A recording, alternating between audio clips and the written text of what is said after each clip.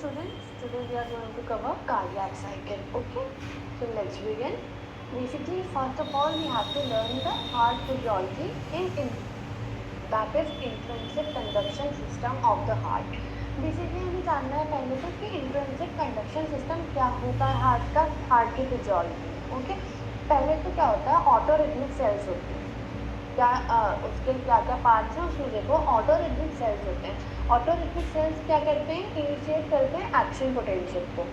उनका they have unstable resting potentials called pacemaker potential, use calcium influx rather than sodium for rising phase of action potential. देखो क्या होता है, जो ऑटोरिथमिक sales होते हैं वो क्या करते हैं, वो इनिशिएट कराते हैं आपके एक्शन पोटेंशियल्स को. स्टार्ट करा दिया एक्शन पोटेंशियल इनिशिएट होगा तो क्या होगा, आगे फर्दर वो प्रोसेस होगा और आपके हार्ट मसल्स कॉन्ट्रैक्ट होंगे. हार्ट मसल्स कॉन्ट्रैक्ट होंगी, हार्ट का कॉन्ट्रैक्शन होगा तो बॉडी में ब्लड जाएगा, रिलैक्सेशन होगा तो फीलिंग फेज आएगा. Okay, have unstable resting potential called pacemaker potential. इनमें पेसमेकर पोटेंशियल्स प्रेजेंट होते हैं, इनमें अनस्टेबल रेस्टिंग पोटेंशियल्स होते हैं जो कि पेसमेकर पोटेंशियल्स होते हैं. Use calcium influx rather than sodium for rising phase of action potential. Okay, अब ये क्या करते हैं कि कैल्शियम इनफ्लक्स को यूज करते हैं, ना कि सोडियम इनफ्लक्स को. अभी कैल्शियम इनफ्लक्स को करते हैं, कहते हैं यूज करते हैं कैल्शियम इनफ्लक्स. तो बेसिकली क्या होता है, आपके हार्ट मसल में जब कैल्शियम इनफ्लक्स इनटेक होंगे, जब जैसे बाकी मसल्स होती हैं, बाकी मसल्स में क्या होता है, सोडियम इनफ्लक्स होता है, एक्शन पोटेंशियल जनरेट होता है. ओके, बट ये जो ऑटोरिथमिक सेल्स हैं ये क्या यूज करते हैं, ये कैल्शियम इनफ्लक्स यूज करते हैं. कैल्शियम अंदर आता है इनमें for rising phase of action potential. Okay, depolarization of SA node. अब एसए नोड का डीपोलराइजेशन कैसे होता है, SA node no stable resting membrane potential.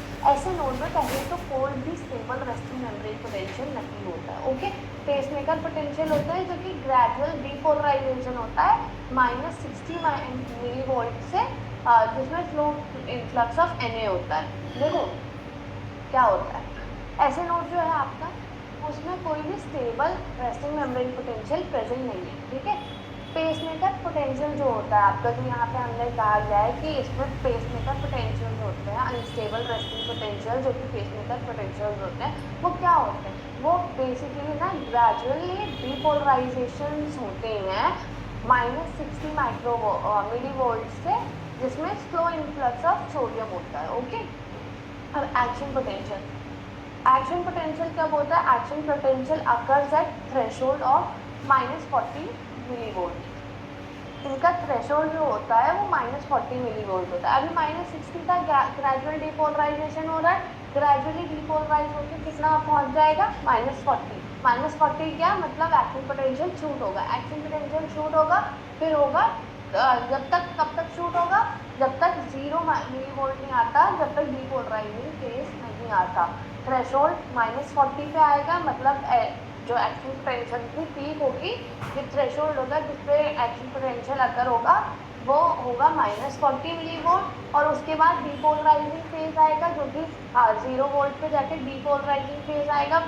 जो आपका ग्राफ है वो डीपोलराइज होने लगेगा, जिसमें क्या होगा, आपके कैल्शियम चैनल जो है वो ओपन हो जाएंगे और कैल्शियम का इन्फ्लक्स होगा. कैल्शियम चैनल ओपन हो गए, कैल्शियम का इन्फ्लक्स होने लगा. अब आएगा डीपोलराइजिंग फेज. अब आपने जैसे पढ़ा भी होगा, देखा होगा कि आपने अगर हार्ट की फिजियोलॉजी पढ़ी या देखी होगी आपने, तो इसमें देखा होगा कि क्या होता है, एक डीपोलराइजिंग फेज होता है, एक रीपोलराइजिंग फेज होता है. एक्शन पोटेंशियल में भी आपने पढ़ा होगा कि डीपोलराइजिंग और डीपोलराइजेशन और रीपोलराइजेशन फेज होता है. क्या होगा, डीपोलराइजेशन फेज, यहाँ पे हम क्यों वोल्टेज में बात कर रहे हैं, बेसिकली देखो हर मेम्ब्रेन का एक पोटेंशियल होता है, हर कह सकते हैं हर मसल का एक पोटेंशियल होता है. तो वो पोटेंशियल मेजर करके उस पोटेंशियल पे -40 मिली वोल्ट जब होगा तो थ्रेशोल्ड आ जाएगा एक्शन पोटेंशियल का, जो हार्ट का एक्शन पोटेंशियल है. और डीपोलराइजेशन जो है वो 0 मिली वोल्ट पे आ जाएगा. ठीक है, डीपोलराइजेशन फेज 0 मिली वोल्ट पे आए, इस पर क्या होगा, कैल्शियम गेट जो है आपके, कैल्शियम चैनल जो है वो ओपन हो जाएंगे. अब आएगा आपका रीपोलराइजिंग फेज.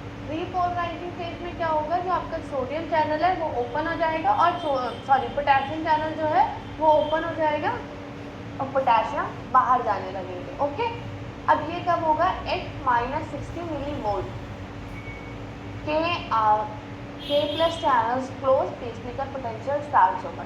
अब क्या होगा देखो, -40 तक पहुंच गया था, थ्रेशोल्ड हो गया, थ्रेशोल्ड के बाद 0 हो गया, अब 0 से वापस ये रिटर्न कर रहा है, रिपोलराइजिंग थिंग आ रही है, पोटेशियम चैनल ओपन हो गया, पोटेशियम चैनल ओपन होने की वजह से पोटेशियम बाहर जाने लगा, पॉजिटिव आयन बाहर जाने लगा, जो मसल का इंटरनल पोटेंशियल है वो फिर से डिक्रीज करने लगा। फिर क्या हुआ, -60 मिली वोल्ट पे जो पोटेशियम चैनल है वो क्लोज हो गया। क्लोज होने के बाद क्या हुआ, पेसमेकर पोटेंशियल फिर से स्टार्ट हो गया। क्यों? क्योंकि पेसमेकर पोटेंशियल कितने पे डिपोलराइज करता है? -60 मिली वोल्ट पे। ओके, तो -60 मिली वोल्ट होते ही पोटेशियम चैनल बंद हो गए। ओके, अब each depolarisation creates one heart. SA node at rest fires at 0.8 second about 75 beats per minute. Generally अगर नॉर्मल बीट देखी जाए तो 60 to 100 होती है। ओके, जो नॉर्मल हार्ट बीट होती है वो आपकी 60 to 100 होती है। 60 से कम मतलब हार्ट कम रेट पे चल रहा है, जो 100 से ज़्यादा हुई तो हार्ट ज़्यादा रेट पे चल रहा है। कम रेट को हम कहते हैं ब्रेडिकार्डिया और फास्ट पेस को हम कहते हैं टैकिकार्डिया। ओके, तो ऐसे नोट रेस्ट पे अगर रहेगा, जैसे आप कोई वर्क नहीं कर रहे, कोई भी मतलब कह सकते हैं काम नहीं कर रहे, अगर पेशेंट का हम देखें कि बीट्स कितनी आ रही है पर मिनट पे 75 बीट्स मिनट, तो इसका मतलब क्या है, उसका एसिनोड हर 0.8 सेकेंड पे एक साइकिल एक्शन पोटेंशियल की फायर कर रहा है। क्यों? क्योंकि हर डिपोलराइजेशन जो है वो एक हार्ट बीट क्रिएट करेगा। ईसीजी में जो आपका क्यूआरएस कॉम्प्लेक्स होता है वो भी डिपोलराइजेशन दिखाता है वेंट्रिकल्स का। ओके, तो वो क्या दिखाता है, वो डिपोलराइजेशन फेज दिखा रहा है, वो एक आपका साइकिल दिखा रहा है, एक हार्ट बीट दिखा रहा है। Okay, pacemaker and action potential. अब देखते हैं एक बार पेसमेकर। पेसमेकर किसको हम कह रहे हैं? ऐसे नोड को। क्यों? क्योंकि हमारा जो नेचुरल पेसमेकर होता है वो हमारा ऐसे नोड होता है, पेसमेकर एंड एक्शन पोटेंशियल। अब ये देखो यहाँ पे क्या हुआ, ये पोटेशियम की permeability accompanied by slow sodium entry. क्या हुआ, -60 था, स्लो इनफ्लक्स ऑफ सोडियम हुआ। स्लो इनफ्लक्स ऑफ सोडियम में क्या देखा हमने, अब यहाँ पे पोटेशियम भी परमिएबल है, परमिएबल मतलब मेम्ब्रेन के अंदर आ सकता है, और सोडियम तो धीरे धीरे स्लोली आ ही रहा है। ओके, अब क्या हुआ, डिपोलराइजेशन स्टार्ट हुआ। डिपोलराइजिंग स्टेज में क्या होता है, 40 पे थ्रेशोल्ड आता है, और डिपोलराइजिंग स्टेज पे क्या होता है, ये देखो कैल्शियम चैनल ओपन हो जाता है। कैल्शियम चैनल ओपन हुआ, फास्ट कैल्शियम चैनल ओपन हुआ, यहाँ से लेके फास्ट कैल्शियम चैनल यहाँ पे ओपन हुआ डिपोलराइजिंग स्टेज पे। ठीक है, अब ओपन हो गया, थ्रेशोल्ड यहाँ आया, -40 पे थ्रेशोल्ड आया, ग्राफ आपका ऊपर गया, ग्राफ ऊपर जाते हैं, ये नीचे से क्यों जा रहा है? क्यों? क्योंकि ये थे आपके पेसमेकर पोटेंशियल। पेसमेकर पोटेंशियल पहुंचे -40 पे, हो गया थ्रेशोल्ड, थ्रेशोल्ड हुआ, थ्रेशोल्ड से डिपोलराइजिंग स्टेट पे आपके क्या हुआ, कैल्शियम चैनल्स जो है वो ओपन हो गए। कब? फास्ट वाले कब ओपन होंगे, जब आपका 0 मिली वोल्ट होगा। 0 मिली वोल्ट हुआ, आपका फास्ट चैनल कैल्शियम चैनल जो है वो ओपन हो गया। अब क्या हुआ, आपका ये रिपोलराइजेशन स्टेट आया। क्या हुआ रिपोलराइजेशन स्टेट में, ये देखो क्या होता है, पोटेशियम जो है चैनल वो ओपन हो जाता है, पोटेशियम बाहर निकलने लगता है। अब क्या हुआ भाई, देखो क्या हुआ, मिली वोल्ट जो मेम्ब्रेन पोटेंशियल है वो बढ़ गया है, माइनस में था पॉजिटिव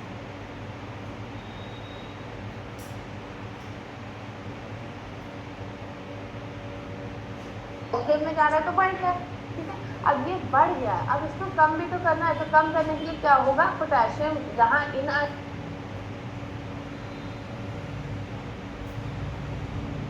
था वहाँ पोटेशियम आउट जाएगा, पोटेशियम चैनल यहाँ पे ओपन हो जाएंगे और पोटेशियम बाहर जाने लगेगा। फिर से ये डिक्रीज होते होते -60 पे पहुंचेगा, और फिर से स्लो डिपोलराइजेशन होके फिर थ्रेशोल्ड पे आके फिर से एक एक्शन पोटेंशियल आएगा। तो ये था पूरा हार्ट बीट आपकी कैसे जनरेट हो रही है। ये एक हार्ट बीट दिखा रहा है। ओके, एक हार्ट बीट ऐसी होती है बेसिकली, अगर हम देखें एक्शन पोटेंशियल के वे में। ओके, अब देखते हैं सीक्वेंस ऑफ एक्साइटेशन क्या होता है। ऐसे note generate impulses about 75 time a minute, तभी हम कहते हैं 75 बीट्स पर मिनट। अगर किसी के 78 बीट्स पर मिनट है, मतलब उतनी बार ऐसे नोट इम्पल्स जनरेट कर रहा है, जितना भी उसका हार्ट रेट आ रहा है उतनी बार ऐसे नोड जो है वो इम्पल्स जनरेट कर रहा है। ए बी नोड क्या करता है, उस इम्पल्स को थोड़ा सा डिले कर देता है। डिले क्यों करता है, क्योंकि उसको फीलिंग टाइम चाहिए। वो क्या करवाता है, वो फीलिंग टाइम देता है। किसको देता है फीलिंग टाइम, वेंट्रिकल्स को। तो एवी नोड कहाँ पे प्रेजेंट होता है, एवी नोड जस्ट वेंट्रिकल्स के ऊपर प्रेजेंट होता है। ओके, तो एवी नोड क्या करेगा, डिले करा देगा इम्पल्स पे अप्रॉक्सीमेटली 0.1 सेकेंड से। अब इम्पल्स क्या होगी, एट्रिया से वेंट्रिकल जाती है वाया एवी बंडल।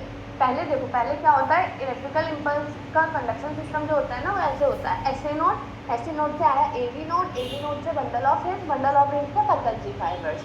ओके, तो अब क्या हुआ, ऐसे नोड से आया एवी नोड पे पहुंचा, एवी नोड ने थोड़ा सा डिले किया। अब क्या हुआ, इम्पल्स पास हुआ एट्रिया से वेंट्रिकल, किसके थ्रू, एवी बंडल के through, that is bundle of his. अब क्या होगा, एवी नोड से एवी बंडल में जाएगा, जो कि बंडल ऑफ हिज है, बंडल ऑफ हिज में जाएगा, उसके बाद पल्सरी फाइबर्स में जाएगा, और फिर पूरी आफ्टर गोइंग टू पल्सरी फाइबर्स वो पूरे हार्ट में फैल जाएगा, जो कि ये मायोकार्डियल फाइबर्स में जाएगा। Impulse conduction through the heart. पहला स्टेप क्या होगा, अब देखो स्टेप बाय स्टेप हम देखते हैं। यहाँ पे क्या हुआ, SA node activity and atrial activation begin. क्या हुआ, यहाँ पे एसए नोड पे एट्रियल एक्टिवेशन बिगिन हो गया। अब ये स्टिमुलस स्प्रेड हुई पूरे एट्रियम में, पहले स्प्रेड होगी, पूरे एट्रियम में स्प्रेड हो गई। देख रहे हो पूरे एट्रियम में स्प्रेड हो रही है धीरे धीरे। Stimulus spread across the atrial surface and reaches the AV node. Spread होके ये पूरी तरह से पहुंच गई एवी नोड पे। ओके, क्या हुआ, अब जैसे हमने देखा क्या हुआ, एट्रियम में स्प्रेड हो रहा है। ठीक है, स्प्रेड कैसे हो रहा है, इससे इलास्टिक टाइम क्या लेंगे, मतलब कितने टाइम में स्प्रेड हो सकता है, 15 मिली सेकेंड। 50 एमसेक जो है इसका टाइम होगा। 50 एमसेक के बाद ये पूरे एट्रियम में स्प्रेड हो जाएगा। एट्रियम में स्प्रेड होने के बाद ये कहाँ पहुंचेगा, एवी नोड। देखो एवी नोड जस्ट वेंट्रिकल के ऊपर है ना, एवी नोड पे पहुंच के एवी नोड पे पहुंचेगा। There is a 10 msec delay at AV node. Basically क्या होगा, एवी नोड ना थोड़ा डिले कराएगा, क्यों, क्योंकि वेंट्रिकल्स को भी फिल कराना है। अब इम्पल्स पहुंच गया, एट्रियम हो गया कॉन्ट्रैक्ट, एट्रियम कॉन्ट्रैक्ट हुए, एट्रियम के साथ अगर तुरंत ही फौरन जो है आपके वेंट्रिकल्स कॉन्ट्रैक्ट अगर हो गए तो उसमें क्या होगा, आपके वेंट्रिकल्स उतना फिल ही नहीं हो पाएगा जितना ब्लड बॉडी को रिक्वायर है। ओके, तो इस वजह से यहाँ पे टाइम डिले आएगा। ठीक है, टाइम डिले आया at AV node, atrial contraction begin. Okay, यहाँ टाइम डिले हुआ, एट्रियल कॉन्ट्रैक्शन जो था बिगिन हो गया। मैंने बताया ना एट्रियल कॉन्ट्रैक्शन स्टार्ट हो गया। एट्रियल कॉन्ट्रैक्शन स्टार्ट हुआ, यहाँ पे इलाज टाइम कितना हो गया, 150, क्यों, क्योंकि 100 एमसेक का जो था वो डिले आया। ठीक है, अब ये देखो ना, ये बंडल ब्रांचेस, ये बंडल ब्रांचेस है जो कि पल्सरी फाइबर्स और बंडल ऑफ की बंडल ब्रांचेस है। ठीक है, और ये मॉडरेटर बैंड है। ठीक है, अब क्या होगा, जो इम्पल्स है वो कहाँ ट्रैवल करेगी, travel along the interventricular septum within the AV bundle and the bundle branches to the pulsary fibres and via the moderator band to papillary muscles of the right ventricle.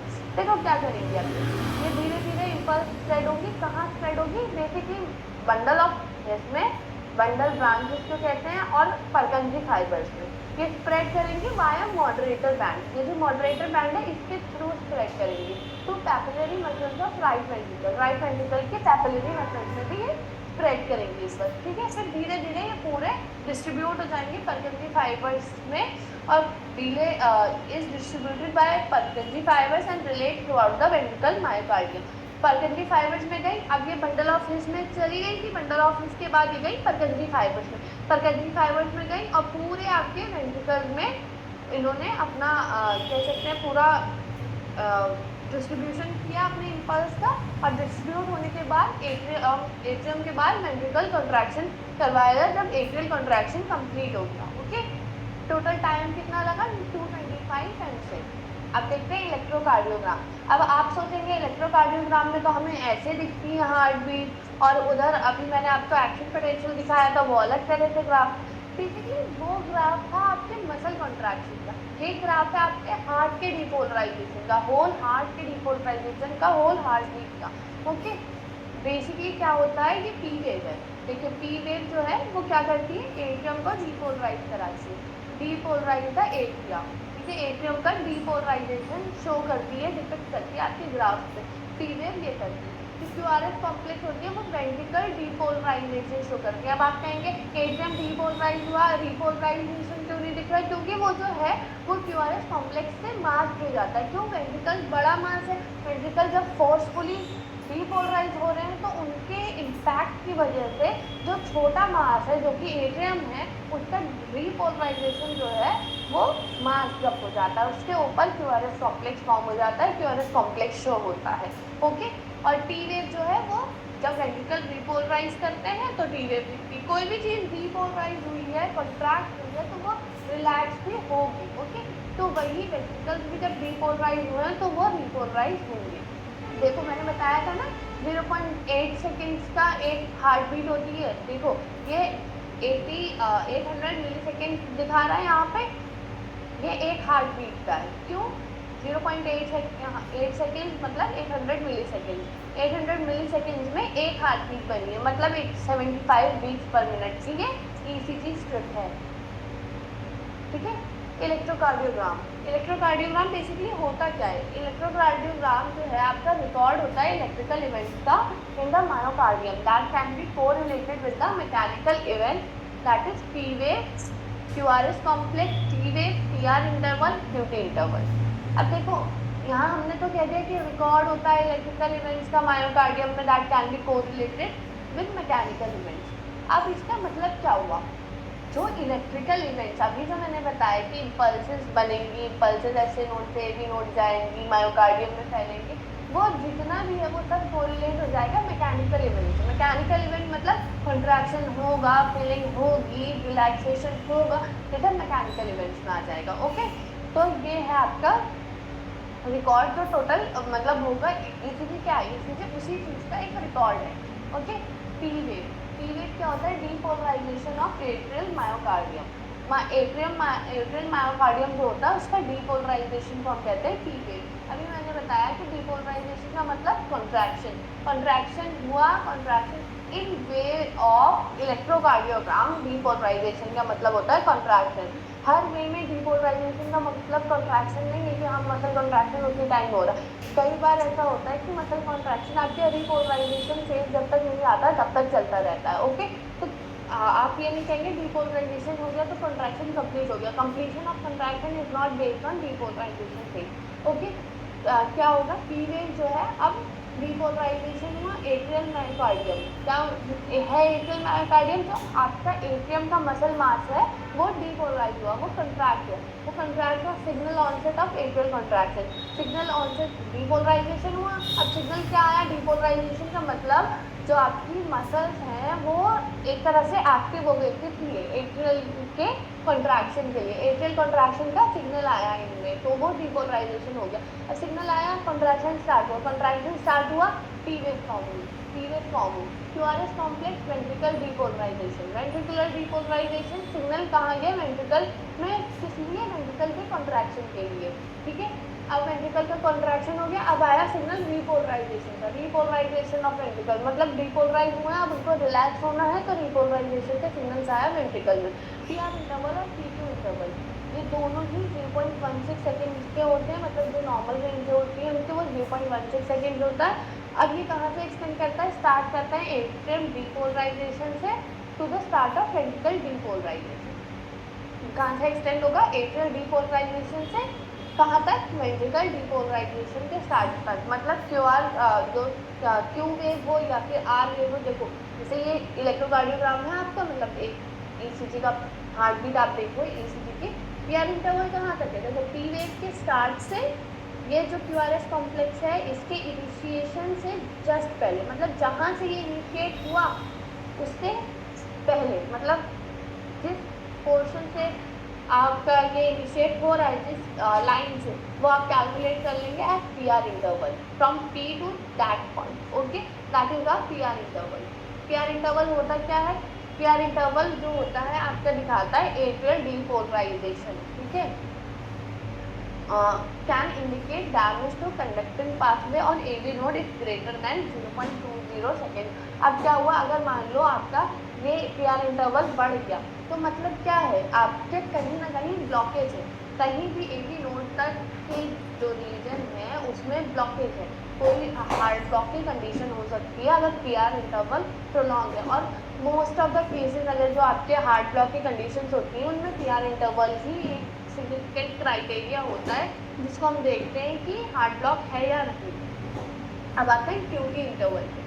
QT interval क्या है? QT interval basically क्या है, तो time required for ventricles होता है to undergo a single cycle of depolarization and repolarization. एक वैसा time होता है जो कि वेंट्रिकल्स को चाहिए single cycle of depolarization and repolarisation.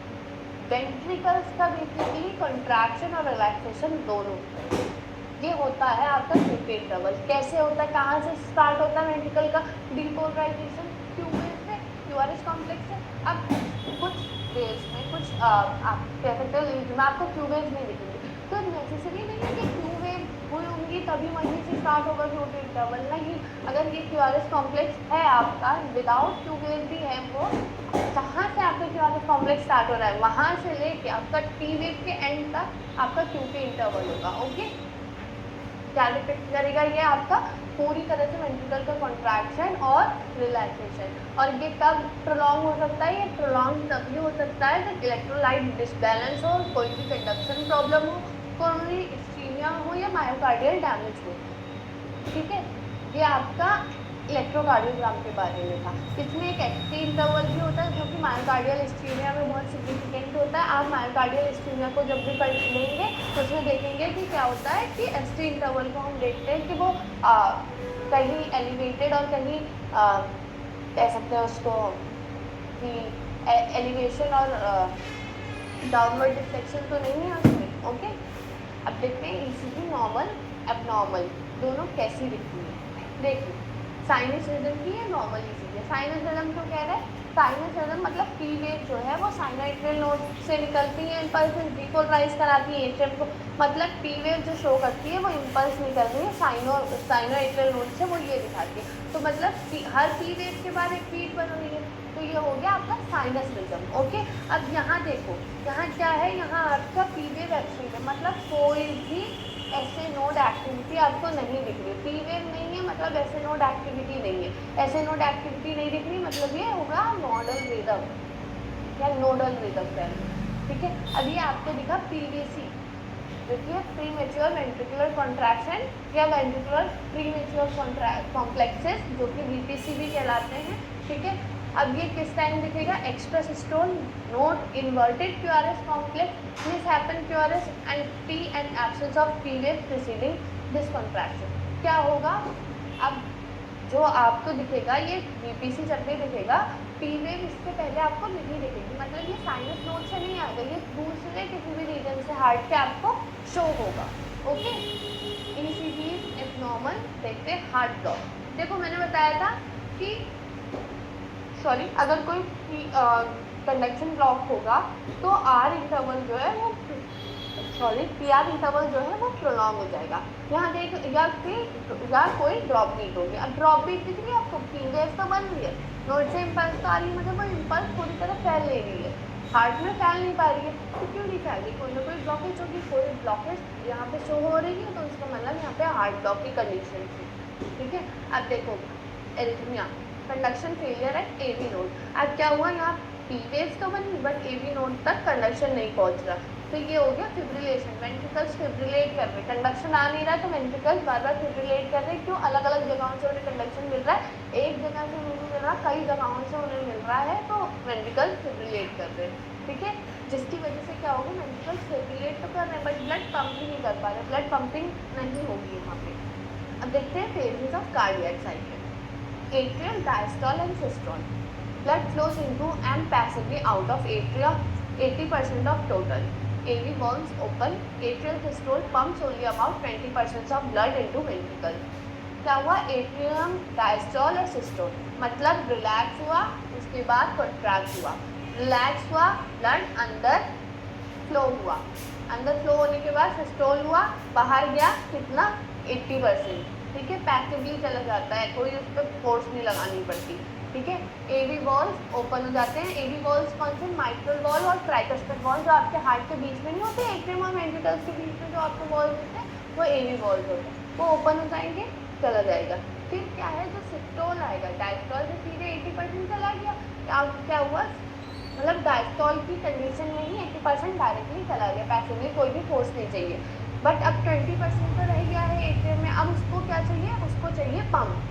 वो कौन सा पंप मिलेगा? Systole pump. सिस्टोल के टाइम पे उस पर प्रेशर मिलेगा जिससे 20% जो ब्लड है वो भी वेंट्रिकल्स में आपके चला जाएगा। अब वेंट्रिकल्स में चला गया, वेंट्रिकल्स फिलिंग हुई, लीड टू लेट डायस्टोल। देखो पहले क्या होगा, heart blood pressure is low as blood enters atria and flows into ventricles. 80% of blood enters ventricles passively. AV valves are open when atrial systole occurs. Atrial systole pumps remaining 20% of blood into ventricles. अब ventricles filling हो रही है। Filling पहले हमने देखा कि 80% है, direct आ रहा है एट्रियम से, पैसिवली आ रहा है, कोई भी फोर्स इसमें नहीं चाहिए, तो 80% ब्लड तो ऐसे ही आ गया। अब क्या हुआ, एवी वॉल्स तो खुल रही है,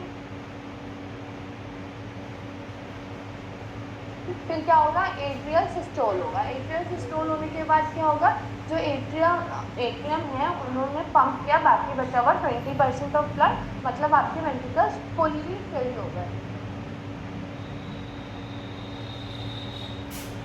फुल्ली फिल्ड होने के बाद क्या होगा, अब होगा वेंट्रिकल सिस्टोल।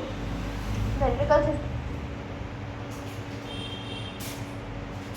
कैसे होगा, एट्रियम तो रिलैक्स हो जाएंगे, जो ये एवी वॉल्व है आपका वो शट हो जाएंगे। Rising ventricular pressure result in close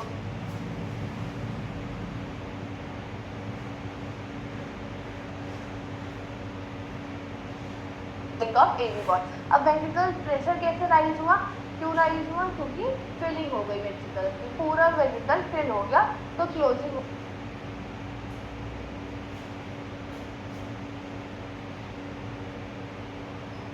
हो गया आपके एवी वॉल्व की, जिसमें आपका फर्स्ट हार्ट साउंड आएगा जो कि होता है लब। लब आपको सुनाई देगा, कब सुनाई देगा, जब आप एवी वॉल्व बंद होंगे। एवी वॉल्व कब बंद होगी, जब वेंट्रिकल्स की पूरी तरह से फिलिंग हो जाएगी। एवी वॉल्व बंद हो गए, अब क्या होगा, और आइसोवॉल्यूमेट्रिक कंट्रैक्शन फेज होगा, जिसमें ventricle contracting but no blood is leaving. Ventricle pressure is not great enough to open semilunar valves.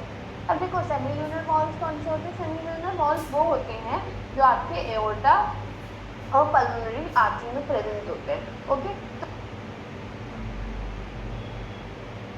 तो अब क्या होगा, अब आपका कंट्रैक्शन तो हो रहा है, वेंट्रिकल कंट्रैक्ट होता है, बट कोई ब्लड नहीं जा रहा, उसको हम कहते हैं आइसोवॉल्यूमेट्रिक कंट्रैक्शन फेज।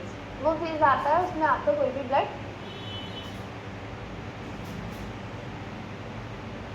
बाहर नहीं जाता। फिर क्या होगा, आपका वेंट्रिकल क्यों नहीं बाहर जा रहा, क्योंकि उतना फोर्स वेंट्रिकल नहीं लगा रहा कि वो वॉल जो है सेमील्यूनर वॉल वो ओपन हो जाए। फिर क्या होगा, वेंट्रिकल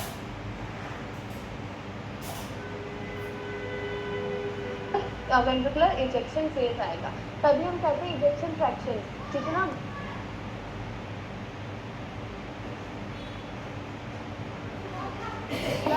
वेंट्रिकल से पंप हुआ है वो आपका इजेक्शन फ्रैक्शन होता है हर बीट पर। Okay, ventricle ejection phase, open सेमील्यूनर wall, ventricular pressure now greater than pressure in arteries, aorta and pulmonary trunk.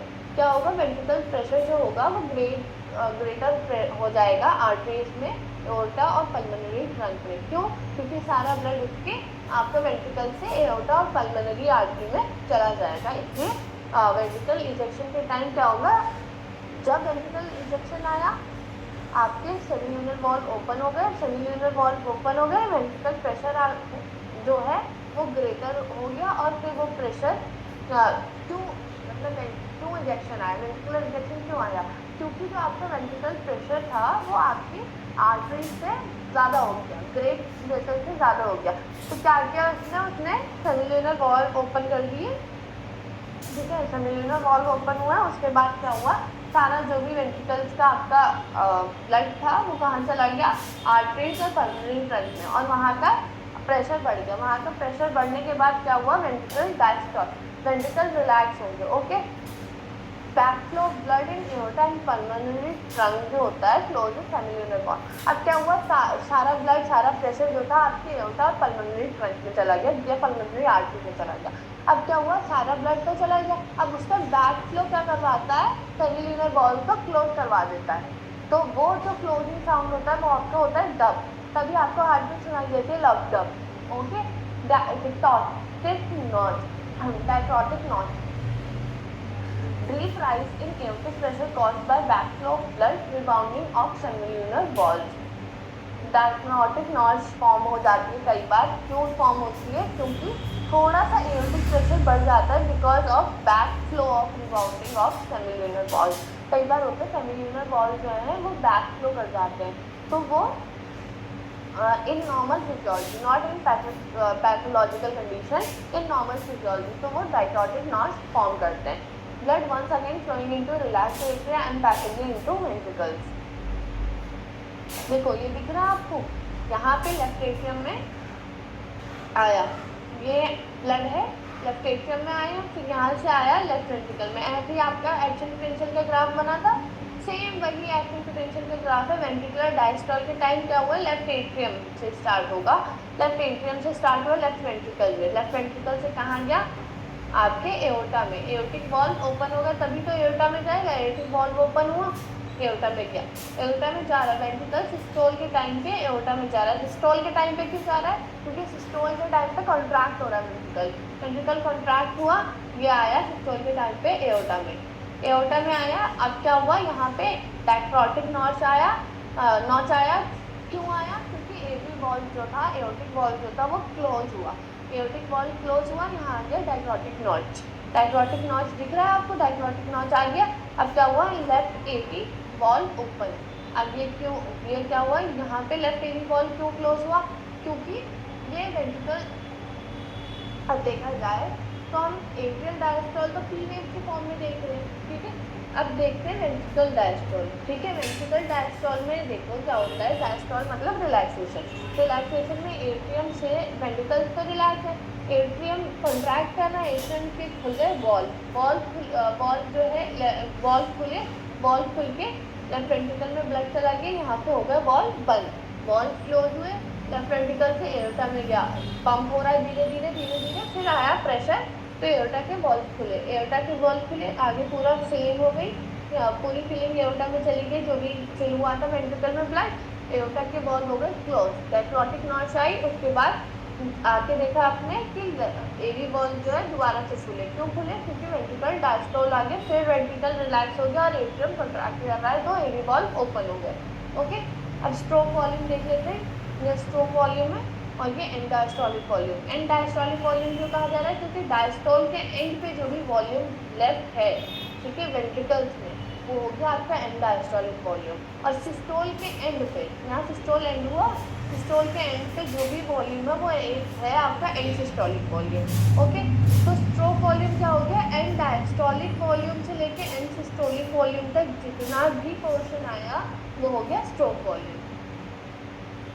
या आपका था pressure and volume relationship in cardiac cycle, cardiac output and cardiac reserve.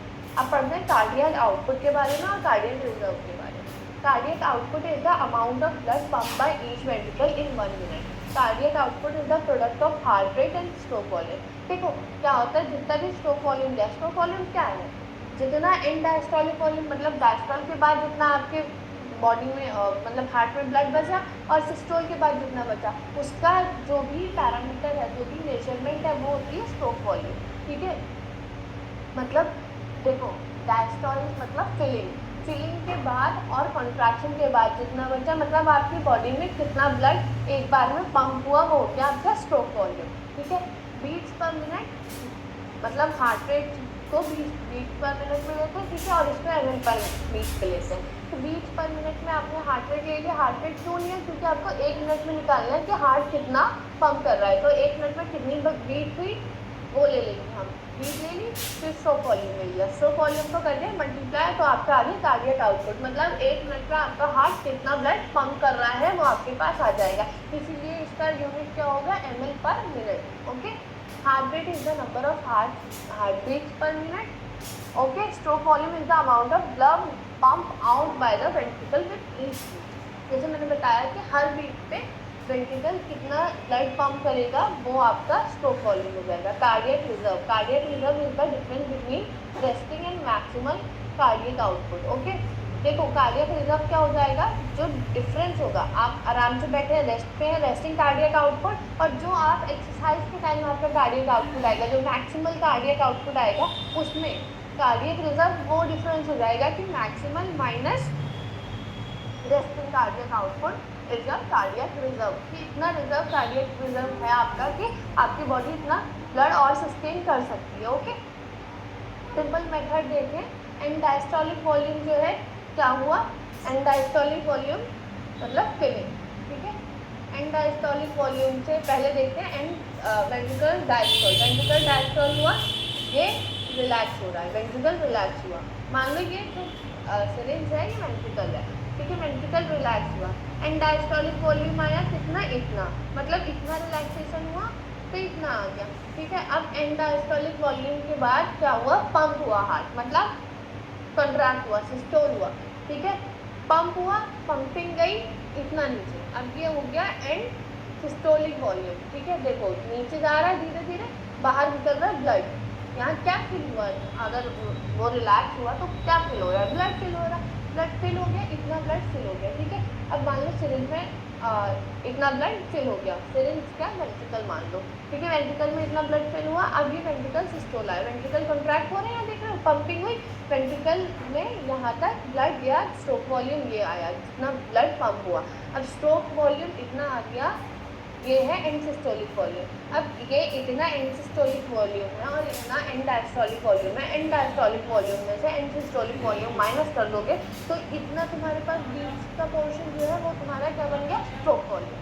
तो ये था एक method stroke volume का, एक model समझाने का। अगर किसी भी सिरिंज में आप ब्लड फिल करते हैं और उतना रिमूव करते हैं तो जो भी सिरिंज का साइज था वो आपका स्ट्रोक वॉल्यूम हो गया। मतलब अगर सिरिंज को हम एज कम्पेयर टू वेंट्रिकल देखें तो फैक्टर्स अफेक्टिंग स्ट्रोक वॉल्यूम। अब क्या क्या फैक्टर्स हैं जो स्ट्रोक वॉल्यूम को अफेक्ट कर सकते हैं। ओके, पहले तो आ गया वीनस रिटर्न, मतलब आपके ब्लड में कितना वीनस रिटर्न आ रहा है, बॉडी से कितना ब्लड आ रहा है, वो भी स्ट्रोक वॉल्यूम को मैटर करता है। अब जितना ब्लड आएगा, मान लो ब्लड ही कम आ रहा है तो हार्ट पंप कैसे ज़्यादा करेगा, हार्ट को खुद ही ब्लड नहीं ज़्यादा मिल रहा तो वो पंप कैसे ज़्यादा करेगा, ठीक है। और फिलिंग टाइम जो है, ज़्यादा फिलिंग टाइम अगर लग रहा है, अगर ज़्यादा फिलिंग टाइम लग रहा है तो सिस्टोल आ जाएगा, डायस्टोल से पहले सिस्टोल हो जाएगा, मतलब फुल फिलिंग होगी नहीं और सिस्टोल हो जाएगा, मतलब स्ट्रोक वॉल्यूम कम हो जाएगा, ठीक है। अब इंक्रीज कैसे होता है, increase by sympathetic stimulation.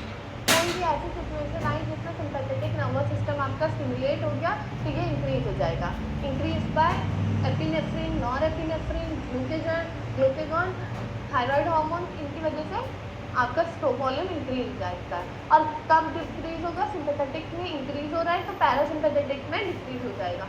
Contractility of muscle fibres क्या होंगी, इंक्रीज हो जाएगी अगर आपका एपिनेफ्रिन और नॉरएपिनेफ्रिन, ग्लूकेगॉन, थायराइड ये सब हार्मोन्स हुए तो कॉन्ट्रैक्टिलिटी जो है इंक्रीज कर जाएगी। बट अगर पैरासिम्पैथेटिक स्टिमुलेशन रही तो यही कॉन्ट्रैक्टिलिटी डिक्रीज हो जाएगी, और डिक्रीज हो गई कॉन्ट्रैक्टिलिटी तो स्ट्रोक वॉल्यूम डिक्रीज हो जाएगा। इंक्रीज वेसोकंस्ट्रिक्शन में आफ्टर लोड जो है वो इंक्रीज हो जाएगा, ऐसे आफ्टर लोड डिक्रीज हो जाएगा। Okay, decrease by vasodilation. Vasoconstriction मतलब वेसल्स कंस्ट्रिक्ट हो गई, मतलब ज़्यादा ब्लड उसमें जा ही नहीं रहा। डिक्रीज वेसोडाइलेशन मतलब वेसल्स में ज़्यादा ब्लड जा रहा है, हार्ट में ज़्यादा ब्लड है ही नहीं। ओके, तो ये दिख रहा है आपको कि कैसे स्ट्रोक वॉल्यूम पे इफेक्ट पड़ता है। ओके, एंड डायस्टोलिक वॉल्यूम बढ़ा तो स्ट्रोक वॉल्यूम बढ़ा, एंड डायस्टोलिक वॉल्यूम कम हुआ तो स्ट्रोक वॉल्यूम कम हुआ, एंड सिस्टोलिक वॉल्यूम बढ़ा तो स्ट्रोक वॉल्यूम कम हुआ। देखो, and diastolic volume directly proportional to stroke volume and systolic volume direct inversely proportional to stroke volume. Okay, तो इतना याद रखना है कि एंड सिस्टोलिक वॉल्यूम बढ़ेगा तो स्ट्रोक वॉल्यूम कम होगा, ठीक है। Extrinsic factors influencing the stroke volume. अब देखते हैं कौन कौन से एक्सट्रिंसिक फैक्टर्स हैं जो कि इन्फ्लुएंस कर रहे हैं आपके स्ट्रोक वॉल्यूम को, ठीक है। Contractility is the increase in contractile strength independent of stretch and injury। देखो अब क्या है, आपका हार्ट कर रहा है कॉन्ट्रैक्ट, ठीक है। कॉन्ट्रैक्टिलिटी क्या हुई? कॉन्ट्रैक्टिलिटी वही हो गई कि कॉन्ट्रैक्टाइल पावर, जो कॉन्ट्रैक्टाइल सेल को कॉन्ट्रैक्ट करने की शक्ति है वो इंक्रीज हो गई, ठीक है। Contractility is the increase in contractile strength independent of stretch and diastolic volume. देखो डायस्टोल पे डिपेंड नहीं करता ये कि कितना डायस्टोलिक वॉल्यूम है, डायस्टोल के बाद कितना वॉल्यूम है उतना ही पंप करेगा आपका हार्ट, नहीं। कॉन्ट्रैक्टिलिटी बेसिकली कॉन्ट्रैक्टाइल स्ट्रेंथ जो आपकी मसल्स की है वो इंक्रीज हो गई, तो आपकी कॉन्ट्रैक्टिलिटी इंक्रीज हो गई। इंडिपेंडेंट रहती है स्ट्रेच के, कोई भी स्ट्रेच आए या कोई भी स्ट्रेच का मतलब है कि यहाँ पे जो स्ट्रेच का मतलब है वो है एरिया, जितना भी एरिया मैटर नहीं करता कि आपका वेंट्रिकल कितना बड़ा है, वो मैटर नहीं करता। बेसिकली कॉन्ट्रैक्टाइल स्ट्रेंथ उसकी मसल्स में कितनी है वो मैटर करती, वो बताएगी कि कितना स्ट्रोक वॉल्यूम बॉडी में जाएगा, कितना कॉन्ट्रैक्शन होगा, कितनी पंपिंग होगी, ठीक है ना। ये बताएगी कि कितनी फीलिंग हुई है। ये फैक्टर्स मैटर करते हैं कि हाँ फीलिंग कम हुई तो स्ट्रोक वॉल्यूम कम हुआ, बट ये कॉन्ट्रैक्टिलिटी के बेसिस पे अगर हम देखें तो ये मैटर नहीं करेगा। ये कॉन्ट्रैक्टिलिटी पावर के बेसिस पे अगर देखें तो क्या मैटर करेगा, जो आपका कॉन्ट्रैक्टाइल पावर है, ठीक है।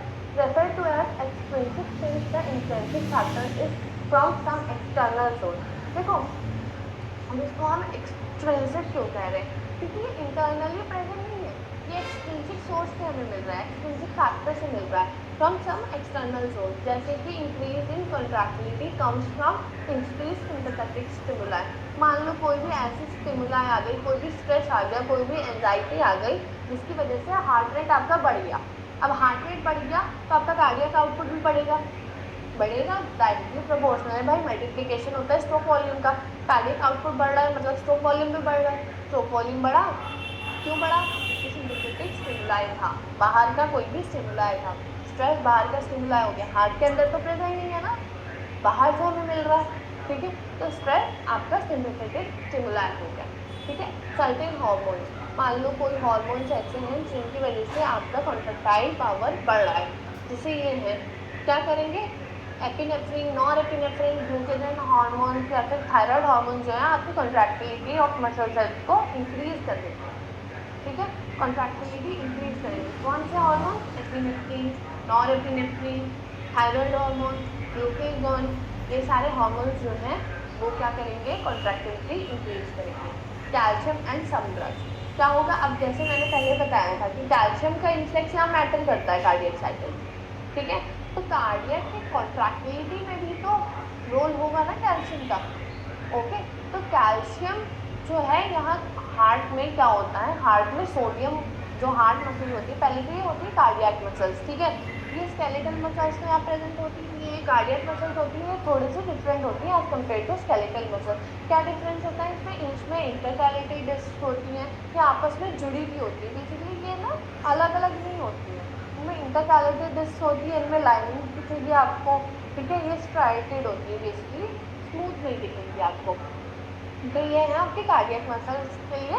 तो कार्डियक मसल्स में जब एक्शन पोटेंशियल होगा तो कैल्शियम का इन्फ्लक्स होगा, ना कि सोडियम का। मतलब सोडियम का इन्फ्लक्स होगा बट स्लो इन्फ्लक्स होगा, कैल्शियम का फास्ट होगा। कैल्शियम का फास्ट इन्फ्लक्स होकर तब डिपोलराइजेशन होगा यहाँ पे, ठीक है। यहाँ सोडियम का इन्फ्लक्स होकर नहीं डिपोलराइजेशन हो रहा है, कैल्शियम का इन्फ्लक्स होकर डिपोलराइजेशन हो रहा है, ठीक है। तो कैल्शियम या कोई अदर ड्रग जो है वो आपको हेल्प कर देगी इनमें कि कोई फैक्टर जो है वो इन्फ्लुएंस कर रहा है इसकी कॉन्ट्रैक्टिलिटी पावर को, ठीक है। अब एजेंट्स आ जाओ, एजेंट्स से factors that decrease contractility include. अब कौन, अभी हमने देखा कॉन्ट्रैक्टिलिटी इंक्रीज क्या करता है? Sympathetic stimuli, certain hormones, calcium और सम ड्रग्स, ठीक है। अब फैक्टर्स कौन कौन से हैं जो डिक्रीज कर देंगे कॉन्ट्रैक्टिलिटी? एसिडोसिस हो सकता है, बॉडी में एसिडोसिस हो गया, आपकी कॉन्ट्रैक्टिलिटी डिक्रीज हो गई, क्यों? क्योंकि कैल्शियम आयन प्रेजेंट नहीं है। इंक्रीज एक्स्ट्रासेल्युलर पोटेशियम, अब क्या हुआ? कॉन्ट्रैक्टिलिटी अभी मैंने बताया था कि पोटेशियम का क्या है, इन्फ्लक्स जो है वो बंद हो जाता है। अभी एक मिनट रुकिए, ये देखिए मैं दिखा देती हूँ, ये देखो क्या होता है, पोटेशियम परमेबिलिटी बाहर की तरफ होती है, ठीक है, बाहर जाता है। बट अगर एक्सेस है ऑलरेडी बाहर तो जो आपका डिफ्यूजन है वो पोटेशियम का बाहर होगा ही नहीं। पोटेशियम अगर बाहर नहीं जा रहा, अगर अंदर है, तो जो आपकी मसल्स है वो कंट्रैक्ट नहीं करेंगे, उनका कंट्रैक्टिलिटी पावर जो है, कंट्रैक्टिलिटी स्ट्रेंथ वो कम हो जाएगी। ठीक है, तो मतलब क्या हुआ, पोटेशियम अगर ज़्यादा है, ज़्यादा बॉडी में है पोटेशियम, इंक्रीज एक्स्ट्रा सेलुलर के, that is potassium. Extra cellular region में ऑलरेडी पोटेशियम अगर प्रेजेंट है, तो मतलब आउटफ्लक्स नहीं होगा। आउटफ्लक्स नहीं होगा मतलब क्या होगा, जो रिपोलराइजेशन स्टेट है उस पर नहीं पहुंचेगा आपके हार्ट मसल, तो आपकी कंट्रैक्टाइल पावर जो है, कंट्रैक्शन की पावर जो है वो कम हो जाएगी। क्यों? क्योंकि जल्दी जल्दी एक्टिन पोटेंशियल जनरेट नहीं होंगे, कॉन्ट्रैक्ट नहीं करेगा आपका वेंट्रिकल। ओके, या फिर कैल्शियम चैनल ब्लॉकर्स आप ले रहे हैं। अब कैल्शियम चैनल ब्लॉकर लेंगे तो आपका जो हार्ट है वो आराम से कॉन्ट्रैक्ट करेगा। कैल्शियम चैनल ब्लॉकर हम किस केस में लेते हैं? हम हाई ब्लड प्रेशर के केस में कैल्शियम चैनल ब्लॉकर जो है वो चलाते हैं। क्यों चलाते हैं? क्योंकि हमें चाहिए कि आपकी जो हार्ट मसल है वो कम कॉन्ट्रैक्ट करे। क्यों कम कॉन्ट्रैक्ट करे? ताकि आपका ब्लड का जो प्रेशर है वो स्लो डाउन हो जाए, हाई ना रहे, ज़्यादा प्रेशर आपकी वेसल्स पे ना पड़े, कम प्रेशर पड़े। क्योंकि ज़्यादा प्रेशर पड़ेगा तो क्या क्या हो सकता है? हेमरेज हो सकता है, एनिरिज्म हो सकता है, और भी बहुत सारे डिजीजेज हैं जो इससे फर्दर प्रोसीड हो सकते हैं। ठीक है, तो कैल्शियम चैनल ब्लॉकर हम उस कंडीशन में प्रोवाइड करते हैं। बट अगर बाहर से कैल्शियम चैनल ब्लॉकर मिली है तो मतलब क्या हुआ, कैल्शियम के जो चैनल्स हैं, यहाँ पे देखो एक मिनट, ये जो कैल्शियम परमेबिलिटी करा रही है, कैल्शियम चैनल ओपन होके, तो ये हो जाएंगे ब्लॉक। अब अंदर कैल्शियम चैनल ही नहीं आएगा, कैल्शियम ही नहीं आएगा, तो कैसे डीपोलराइजेशन होगा? डीपोलराइजेशन नहीं होगा मतलब कार्डियक मसल कॉन्ट्रैक्ट नहीं करेगी, कॉन्ट्रैक्टिलिटी पावर डिक्रीज हो जाएगी। ठीक है, कार्डियक आउटपुट। अब देखो कार्डियक आउटपुट का एक एग्जाम्पल लेते हैं। कार्डियक आउटपुट कैसे हम मेजर करेंगे? मान लो एक ह्यूमन का 75 बीट्स पर मिनट है और उसका stroke volume 70 ml per minute है। हर बीट पे 70 ml स्ट्रोक वॉल्यूम उसका 70 ml जो है हार्ट उसका पंप कर रहा है, तो उसका कार्डियक आउटपुट कितना आ जाएगा? 5250 ml पर मिनट, जो कि हो गया 5.25 लीटर पर मिनट। बट हम कार्डियक आउटपुट किस में मेजर करते हैं? ml पर मिनट, तो ml पर मिनट में ही हम कार्डियक आउटपुट लिखेंगे। इफ हार्ट रेट 150 से इंक्रीज करता है, मान लो इंक्रीज टू 150, मतलब डबल हो जाए, 75 से 150 हो जाए, और स्ट्रोक वॉल्यूम 120 हो जाए, तो कार्डियक आउटपुट कितना हो जाएगा? 150/120, जो कि हो गया 18,000 ml। ठीक है, that is 18 litre. Okay, 18 litre means a huge amount of blood to your body in 1 minute, in a single minute, 18 liter blood. Okay, that is a huge amount of blood that your heart can accompany to a level of exercise or kind of in a normal physiology। अगर ये हो रहा है तो exercise case में ये 18 litre पर minute जो है आपका कार्डियक आउटपुट हो सकता है। तो ये कार्डियक रिजर्व क्या आएगा? कार्डियक रिजर्व आएगा दिस माइनस दिस, तो वो हो गया आपका cardiac reserve. Okay, 18,000 minus 5,250 is your cardiac reserve, ये हो जाएगा आपका cardiac reserve. Factors affecting cardiac output, autonomic innervation hormone,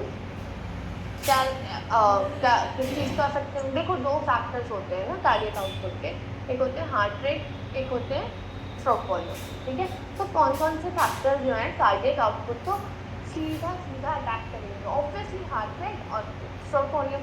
अब जो फैक्टर्स हार्ट रेट को कर रहे हैं, अफेक्ट कर रहे हैं, तो वो करेंगे सीधा in a direct fashion cardiac output को भी अफेक्ट। ठीक है, और जो फैक्टर स्ट्रोक वॉल्यूम को अफेक्ट कर रहे हैं वो डायरेक्ट फैशन में किसको अफेक्ट करेंगे? कार्डियक आउटपुट को। अब कौन कौन से फैक्टर्स हैं जो हार्ट रेट को अफेक्ट कर रहे हैं? ऑटोनॉमिक इनर्वेशन है, हार्मोन्स है, इधर है एंडास्ट्रा, इधर आगे हार्ट रेट को अफेक्ट करेंगे। देखो कुछ ऐसे रीजन भी हो सकते हैं जो हार्ट रेट को अफेक्ट करे, जैसे कि हो गई कुछ ड्रग, कोई ड्रग नहीं है, जैसे आपको कैल्शियम चैनल सप्रेसर ले ली, कैल्शियम चैनल ब्लॉकर ले ली, उसकी वजह से आपका हार्ट रेट स्लो डाउन हो गया, या कोई ऐसे ट्रैंक्विलाइजर्स ले ली जिससे आपका जो भी हार्ट रेट है वो सप्रेस हुआ, वो स्लो डाउन हुआ, ताकि एंटी मतलब एंजाइटी पिल्स जो होती है, एंटी एंजाइटी पिल्स, उसमें भी हार्ट रेट कम होता है। ठीक है, तो ये जो मेडिकेशंस हैं इनकी वजह से भी आपका हार्ट रेट डिक्रीज हो रहा है। ठीक है, अब आते हैं एंड डायस्टोलिक वॉल्यूम पे, जो कि स्ट्रोक वॉल्यूम को क्या क्या चीज़ें अफेक्ट कर सकती है। देखो स्ट्रोक वॉल्यूम में क्या है, स्ट्रोक वॉल्यूम में दो चीज़ है, एंड डायस्टोलिक वॉल्यूम और एंड सिस्टोलिक वॉल्यूम। तो दोनों चीज़ों को जो भी चीज़ अफेक्ट करेंगे, एंड डायस्टोलिक वॉल्यूम को क्या अफेक्ट कर सकता है, दोनों चीज़ों को कंट्रैक्टिलिटी अफेक्ट कर सकती है। कंट्रैक्टिलिटी को हमने देखा क्या क्या चीज़ें अफेक्ट कर रही है। ठीक है, तो ये सब चीज़ आपस में को रिलेटेड है। सब चीज़ें एट दी एंड किसको अफेक्ट करेंगी, कार्डियक आउटपुट को अफेक्ट। ओके, मान लो आप एक्सरसाइज कर रहे हो, बॉडी में एनर्जी ज़्यादा चाहिए, एनर्जी रिक्वायरमेंट ज़्यादा है, ब्लड बॉडी को ज़्यादा चाहिए, हार्ट रेट बढ़ेगा, क्या बढ़ेगा, कार्डियक आउटपुट बढ़ेगा। ठीक है, तो ऐसे आपका फर्दर डेप्लीकेशन होता है कार्डियक आउटपुट का, कि अगर कोई भी इन्फ्लुएंस है, आउटर इन्फ्लुएंस है जिससे आपका हार्ट रेट बढ़ रहा है, तो उसी आउटर इन्फ्लुएंस की वजह से आपका कार्डियक आउटपुट भी बढ़ रहा है, क्योंकि heart rate is directly proportional to your cardiac output. Same as stroke volume, अगर स्ट्रोक वॉल्यूम किसी भी रीजन से बढ़ रहा है, जैसे सिंपैथेटिक एक्टिविटी से स्ट्रोक वॉल्यूम बढ़ रहा है, स्ट्रोक वॉल्यूम सिंपैथेटिक एक्टिविटी से बढ़ रहा है, मतलब आपका कार्डियक आउटपुट भी सिंपैथेटिक एक्टिविटी से इंक्रीज हो रहा है। ठीक है, तो ये बेसिकली आपको चेक करना है कि कौन कौन से ऐसे फैक्टर्स हैं जो कि आपके कार्डियक आउटपुट को इफेक्ट कर सकते हैं, कौन कौन से ऐसे फैक्टर्स हैं। क्लियर फैक्टर्स तो देखो ऑटोनॉमिक इनोवेशन है, हार्मोन्स है जो कि कर रहे हैं हार्ट रेट को क्लियर। बेसिकली देखा जाए तो हार्ट रेट और स्ट्रोक वॉल्यूम में अगर हम देखें फॉर्मूला के हिसाब से, बट फिर हिडन अगर देखें तो हार्ट रेट को स्पेसिफिक कर रहे हैं फैक्टर्स इफेक्ट, और स्ट्रोक वॉल्यूम को स्पेसिफिक फैक्टर्स इफेक्ट कर रहे हैं। ठीक है, हार्ट रेट को कर रहे हैं ऑटोनॉमिक इनोवेशन और हार्मोन्स इफेक्ट, और स्ट्रोक वॉल्यूम को कर रहे हैं एंड डायस्टोलिक वॉल्यूम और एंड सिस्टोलिक वॉल्यूम इफेक्ट। तो इन शॉर्ट हम ये भी कह सकते हैं कि autonomic innovation, hormones, and diastolic volume and systolic volume, ये सब कार्डियक आउटपुट को इफेक्ट कर रहे हैं आपके। ठीक है, हार्ट रेट, अब हार्ट रेट कैसे हम निकालेंगे, 1 minute. Heart rate, pulse surge of pressure in artery. Infants have heart rate of 120 bpm or more. Young adults have female average 72 to 80. Young adults have 64 to 72. Heart rate rises again in elderly. देखो pulse क्या होता है, pulse जो है surge of pressure in artery, artery में जो pressure होता है ना वो आपको पल्स के रूप में फील होता है। Infants have heart rate of 120 BPM और मोर। यंग एडल्ट जो होते हैं फीमेल्स में 72 टू 80 बीपीएम मिलेगा, और मेल्स में आपको 64 टू 72 बीच मिलेगा। हार्ट रेट कब राइज होगा, जब आप एल्डर हो जाएंगे। एल्डरली पेशेंट्स में या एल्डरली पर्सन्स में हार्ट रेट ज़्यादा होता है। टेकिकार्डिया मैंने बताया 100 बीट से जब अबव होगा तो टेकिकार्डिया होगा। इसका क्या क्या रीज़न हो सकता है, स्ट्रेस हो सकता है, एंजाइटी हो सकती है, एक्सरसाइज हो सकती है, हार्ट डिजीज हो सकता है, या फिर इंक्रीज इन बॉडी टेम्परेचर हो सकता है। ब्रेडिकार्डिया मैंने बताया था लो हार्ट रेट होगा 60 से, तो ब्रेडिकार्डिया होगा कब हो सकता है, रेस्टिंग कंडीशन में हो सकता है। इंड्योरेंस टू ट्रेन एथलीट, जब एथलीट ट्रेंड हो जाते हैं पूरी तरह से, लॉन्ग टॉलरेंस हो जाती है एक्सरसाइज की, तो उनका ब्रेडिकार्डिया, अगर वो रेस्टिंग स्टेट पे होते हैं तो वो ब्रेडिकार्डिया उनका शो करता है, उनका heart. Regulation of heart rate, positive chronotropic factors increase heart rate. Basically Chrono का मतलब टाइम, पॉजिटिव टाइम फैक्टर्स जो होते हैं, जो क्रोनोट्रॉपिक फैक्टर्स होते हैं वो इंक्रीज करते हैं आपका हार्ट रेट। वही नेगेटिव क्रोनोट्रॉपिक फैक्टर्स होते हैं वो आपका हार्ट रेट डिक्रीज करते हैं। ठीक है, अब आते हैं Frank Starling law of heart. Frank Starling law में क्या होता है, प्रीलोड और डिग्री ऑफ स्ट्रेच जो होता है आपके कार्डियक मसल सेल्स का before they contract is critical factor controlling stroke volume. अब क्या होता है, जो प्रीलोड है या डिग्री ऑफ स्ट्रेच मतलब कितना आपका एरिया है कार्डियक मसल सेल्स का बिफोर दे कॉन्ट्रैक्ट, कॉन्ट्रैक्शन से पहले, is the critical factor controlling stroke volume, वो कंट्रोल करता है स्ट्रोक वॉल्यूम, तो मैंने बताया था। ओके, इंक्रीज होता है एंड डायस्टोलिक वॉल्यूम मतलब increase stretch of myocardium. Preload increase हुआ, स्ट्रेच ऑफ मसल इंक्रीज हुआ, फोर्स ऑफ कंट्रैक्शन भी इंक्रीज हुआ, मतलब स्ट्रोक वॉल्यूम इंक्रीज हुआ। जैसे कि स्केलेटन फाइबर्स में होता है उनकी तरह नहीं होता है, इसमें कार्डियक फाइबर्स कंट्रैक्ट मोर फोर्सफुली, इसमें और फोर्स चाहिए होती है, क्योंकि पूरी बॉडी में ब्लड पहुंचाना है, इसलिए फोर्सफुली ज़्यादा होता है इनका contraction. When stretch this ejecting more blood, that is stroke volume. stroke volume is increased, then ESV is decreased. मैंने बताया था एंड सिस्टोलिक वॉल्यूम जो है वो इन्वर्सली प्रोपोर्शनल है. स्ट्रोक वॉल्यूम इंक्रीज होगा तो एंड सिस्टोलिक वॉल्यूम जो है डिक्रीज होगा. Slow heart beat and exercise increase venous return. ठीक है, to heart increasing stroke volume. Venous return changes in response to blood volume, skeletal muscle activity, alteration in cardiac output. Venous return अगर increase होगा तो आपका एंडायस्टोलिक volume भी increase होगा और Venus return decrease होगा तो मतलब एंडायस्टोलिक वॉल्यूम भी डिक्रीज होगा. मतलब बॉडी से ब्लड अगर हार्ट तक वापस ही नहीं आएगा तो हार्ट से वापस बॉडी में जाएगा कैसे. तो एंडायस्टोलिक वॉल्यूम क्या है, डायरेक्टली प्रोपोर्शनल है स्ट्रोक वॉल्यूम के, तो वो डिक्रीज हुआ तो स्ट्रोक वॉल्यूम भी डिक्रीज होगा. Okay. Blood loss and extremely rapid heart beat decrease stroke volume. ज़्यादा हार्ट बीट रैपिड हो गई तो भी स्ट्रोक वॉल्यूम गिरेगा. क्यों गिरेगा, क्योंकि पहले तो कार्डियक आउटपुट को मेंटेन करना है तो वहाँ से मेंटेन होगा. दूसरी बात क्या है, उतना ब्लड ही पूरी तरह से हार्ट में फिल नहीं हो पाएगा तो वो बाहर कैसे भेजेगा. अगर रैपिड हार्ट बीट हो गई तो हार्ट बहुत जल्दी जल्दी कॉन्ट्रैक्ट कर रहा है, मतलब ब्लड को जो फिलिंग टाइम चाहिए उतना मिल नहीं पा रहा है. Contractility and norepinephrine. Sympathetic stimulation releases norepinephrine and initiate a cyclic AMP, that is second messenger system. यहाँ क्या होगा, बीटा एड्रेनर्जिक रिसेप्टर जो है वहाँ पे आ जाएगा नॉरएपिनेफ्रिन. आगे फिट हो गया. जी प्रोटीन से आपका जो ये है ATP वो रिलीज होगा CAMP पे एडिनाइलेट साइक्लेज के थ्रू. क्या होगा, जी प्रोटीन जो है आपका जाके जुड़ जाएगा एडिनाइलेट साइक्लेज में. जो ATP है यहाँ पे CAMP में कहेंगे ट्रांसफर हो जाएगा, कन्वर्ट हो जाएगा. अब क्या होगा, इनएक्टिव प्रोटीन काइनेस जो है वो एक्टिव प्रोटीन काइनेस में बन जाएगा और कहाँ जाएगा, calcium channel.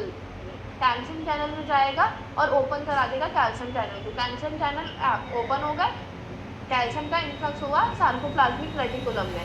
Active protein kinase भी यहाँ आया, कैल्शियम चैनल भी यहाँ आया. कैल्शियम चैनल आया, कैल्शियम चैनल ने बाइंड किया प्रोपोनिन से. प्रोपोनिन से बाइंड करके एक्टिन मायोसिन इंटरेक्शन हुआ जिसकी वजह से कार्डियक कॉन्ट्रैक्टाइल फोर्स इंक्रीज हुई और कार्डियक कॉन्ट्रैक्शन बढ़ गया. ठीक है. Preload and after load. अब देखो प्रीलोड में क्या हुआ, फिलिंग हुई. ठीक है. आफ्टर लोड में क्या हुआ, एम्प्टी हुआ. फिलिंग में रिलैक्स हो रहा है, आपका वेंट्रिकल रिलैक्स हुआ. आफ्टर लोड में क्या हुआ, कॉन्ट्रैक्ट होके कॉन्ट्रैक्ट हुआ. ठीक है. जिससे ब्लड गया आर्टरीज में और पल्मोनरी ट्रंक में और एओर्टा में. Okay. Effects of hormone on contractility. Epinephrine, norepinephrine and thyroxine all have positive inotropic effect and thus increase contractility. मैंने बताया कि ये सिंपैथेटिक सिस्टम जो है उसमें होते हैं ये हॉर्मोन्स, उसमें निकलते हैं, इसमें रिलीज होते हैं तो ये कॉन्ट्रैक्टिलिटी इंक्रीज करते हैं. क्यों, क्योंकि आपका जो सिंपैथेटिक सिस्टम है वो कॉन्ट्रैक्टिलिटी इंक्रीज कर रहा है. क्यों, क्योंकि वो स्ट्रोक वॉल्यूम भी इंक्रीज कर रहा है. Digitalis elevates extracellular calcium concentration by interfering with its removal from sarcoplasm of cardiac cell.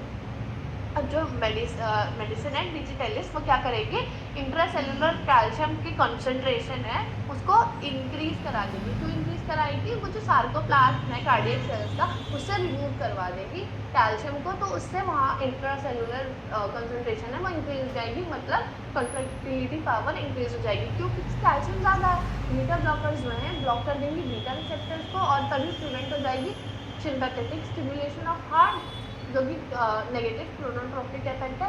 That's why क्या होगा, कॉन्ट्रैक्टिलिटी डिक्रीज हो जाएगी.